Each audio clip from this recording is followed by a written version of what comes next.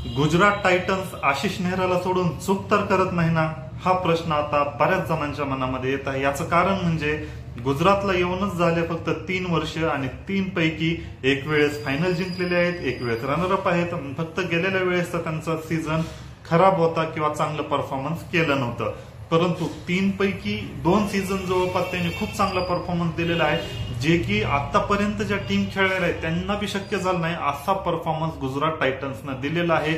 यामध्ये तुम्ही पंजाब, दिल्ली सारख्या जर टीम बघितल्या त्या आतापर्यंत फायनल नाही जिंकल्या, परंतु गुजरातनं फक्त 3च वर्षामध्ये येऊन एकदा फायनल बी जिंकलं आणि एकदा रनरअप पण राहिले। तर सांगण्याचा उद्देश एवढाच आहे की एवढा चांगला परफॉर्मन्स देऊन पण तुम्ही आशिष नेहराला का वेगळं करताय, याच्यापेक्षा चांगल्या परफॉर्मन्सची काय अपेक्षा असू शकते, किंवा गुजरात कशामुळे नक्की अशा प्रकारचे बदल करत आहे हे समजण्या पलीकडचं आहे। जेव्हा पहिल्या वेळेस IPL जिंकलं, दुसऱ्या वेळेस रनरअप राहिले आणि विशेष म्हणजे जेव्हा हार्दिक पांड्याला त्यांनी काढून टाकण्याचा निर्णय घेतला किंवा मुंबईनं जास्त प्रेशर दिल्यामुळे मुंबईला पाठवण्याचा निर्णय घेतला, तो पण चुकीचाच होता। कारण तुमचा कॅप्टननं तुम्हाला एवढा चांगला परफॉर्मन्स दिलाय तरी तुम्ही त्याला का सोडताय।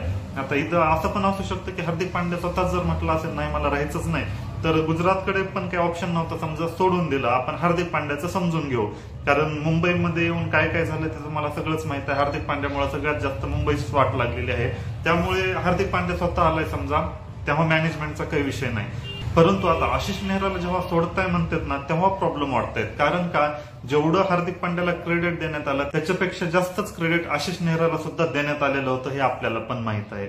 मग असं कुठेतरी वाटत होतं की नाही बाहेर बसून आशिष नेहरा सगळं मॅनेज करतो, टीमची स्ट्रॅटेजी काय असणार आहे, प्लॅनिंग कशी करायची आहे, कोण केव्हा बॅटिंग करणार, आज कोणाला घ्यायचं आहे, पुन्हा डेथ ओव्हरमध्ये बॉलिंग कोण करू द्यायचं, हे सगळे जवळपास जे क्रिटिकल निर्णय आहेत ते सगळे आशिष नेहरा घेतो, हे आपण बघितलेलं असेल। आणि हे सगळं नारळ पाणी पिऊ पिऊ त्यांना ताकद येते असं म्हणायला काहीच हरकत नाही। आणि एका बाउंड्रीच्या तिथे बसून त्यांच्या रजिस्टर आणि पेन असतो, हे आपण नक्कीच बघितलेलं असेल। तर एक प्रकारे सांगायचं असं की सगळी जी प्लॅनिंग आहे आशिष नेहरा करत होते आणि गुजरातनं ज्या प्रकारे परफॉर्मन्स दिलाय, थोड्याच दिवसामध्ये थोड्याच कालावधीमध्ये गुजरातची जी पॉप्युलॅरिटी वाढली आहे त्याच्यामध्ये आशिष नेहराचा मोठा हात आहे, आपण आता म्हणू शकता।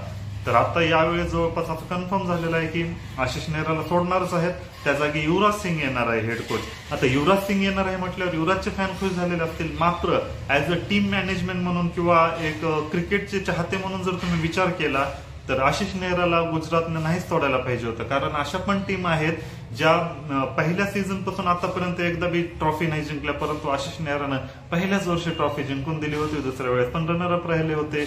आणि यावेळेस ठीक आहे चांगला परफॉर्मन्स नाही करता आला, परंतु 3 वर्षाचा जर परफॉर्मन्स बघितला तर तो खूप चांगला होता। आणि जी टीम आहे गुजरातची तिला जर कोणी बनवलंय तर ते आशिष नेहरानं बनवलेलं आहे, कोणाला घ्यायचं कोणाला नाही, तर एक कोर टीम ती सगळी आशिष नेहराच्या माइंडवर चालणारी आहे किंवा आशिष नेहराच बॉस होता।